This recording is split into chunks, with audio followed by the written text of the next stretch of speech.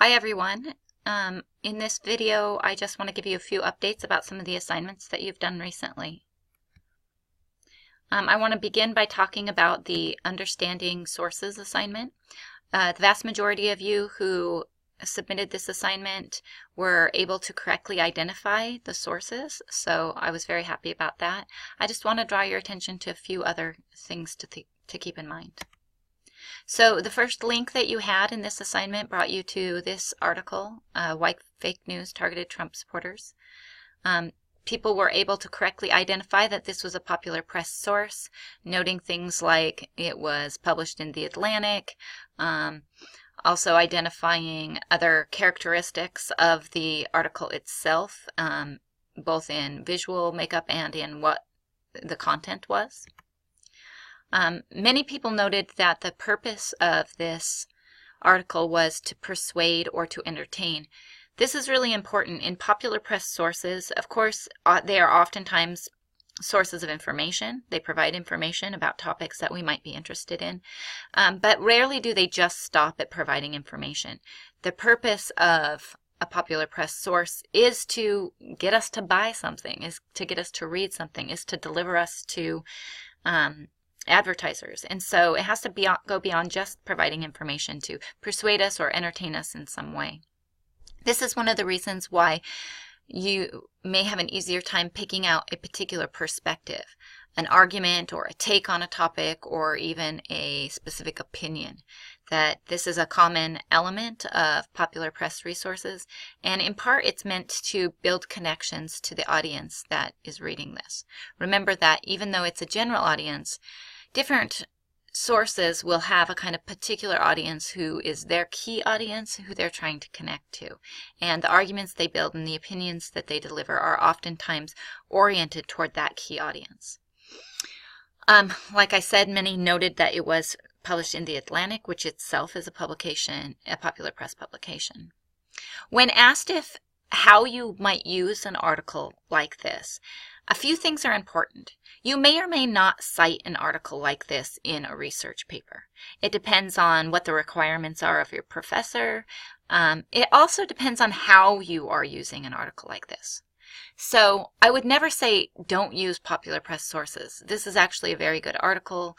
It has material to back up the arguments that it's making. But how you use it is of a different perspective. So a lot of people mentioned that this would be a great place to start an investigation. Even if you didn't cite it, it would still be useful to you in that way. It helps you create a connection to current issues. It helps to give you new ideas for topics. It could spark your interest. It could help you gain understanding. It could reveal something new that you hadn't thought about before about a particular topic.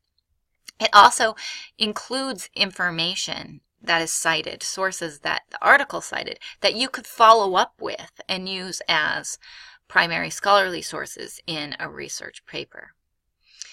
So thinking about like what makes it not quite the same as a scholarly academic source is that they don't reference too many past studies. It's still largely targeted at a kind of general level without going into too much specific detail. It doesn't tell you about the methods that might have been used to conduct this investigation or the data analysis, and it's not subject to an in-depth review process like a scholarly article would be. The next link that you had brought you to this article. Political orientation predicts credulity regarding putative hazards. Most people correctly identified this as a scholarly source. The title alone kind of gives that away. And drew our attention to a few important characteristics. One is that this obviously is an article that is intended for a different audience than the first article. Rather than a more general audience, it's really written for a very specialized audience. We know that in part because it uses advanced complex language and advanced complex writing and a vocabulary and a set of constructs that is obviously focused for experts in a particular field. the purpose of it, rather than to persuade or entertain us, even though it does include arguments, it's really to help build knowledge about a topic. In this case, to build knowledge and understanding about this particular area. We know that it differs from some popular press sources in the sense that it obviously took a lot of time and resources had to be committed to this project. We know this because they give us a very detailed description of how the information was collected. Not only do they review past studies in this area to help build an argument for the study they are doing, they tell us how they went out and gathered information, how they analyzed that information, and what the specific results were. That is probably the key difference between a scholarly article and a popular press source. Popular press sources oftentimes reveal information about surveys they may have done or other kinds of analysis they may have conducted, but they don't tell us how. They don't tell us the specific details of how they came to those conclusions.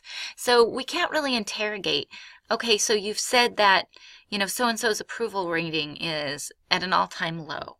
But how do you know that? A scholarly article is going to tell you exactly how they know that. The methods they used to find that, the analysis that they applied, and the results that they came up with. A popular press source will not. And because of this sort of extensive time and resource commitment that goes into a scholarly article, it brings something to your paper when you use it. It helps to give credibility to your own work, to show that you have examined this kind of extensive research. It provides context to a topic that you might be studying. So it brings credibility to your research paper. It provides some context to the topic that you're studying, and it helps to provide a deeper understanding to your topic. So while a popular press source helps to give you a sort of broader perspective, scholarly sources really help you to develop a deeper perspective. The final link that you had brought you to a Wikipedia page about fake news, and the vast majority of you identified this correctly as a reference resource. And you noted some important characteristics about why this would be called reference resource. For one, is it even more so than popular press sources, is really meant to give you a broad kind of general sense of background information about a topic. This is something like an encyclopedia. I mean, Wikipedia is an encyclopedia. And so reference sources like things like dictionaries and textbooks are meant to give you this sort of broad background information. Because of this, they're actually very useful in the research process, both as a starting point to help you develop a sense of your topic overall, but also if you have any questions about material that comes up along the way. If a study you happen to find, a scholarly research study you happen to find, starts talking about a particular theory or idea that you're unfamiliar with, using reference sources to help clarify that for you goes a far way in helping you to gain a better understanding about your topic. And so while you would not probably cite this in a research paper, it doesn't mean you don't use it in a research paper, and it doesn't mean that you should ignore reference sources as powerful and important resources to use in developing your own understanding and your own work. Additionally, some reference sources, like textbooks and Wikipedia, also include oftentimes citations to scholarly sources that you might want to go and find so that you can bring them in and use them in your material. They also can give you some important sort of keywords or related topics that might provide useful areas of investigation to find related resources about your topic. So while primary scholarly sources, journal articles and books, are oftentimes the source that a faculty member will tell you they want you to use in a research paper, This doesn't mean that you should ignore popular press sources or reference sources. It does mean that you should understand what those sources can do for you and how you can use them effectively to build a better overall understanding about your topic and help you write a better overall paper.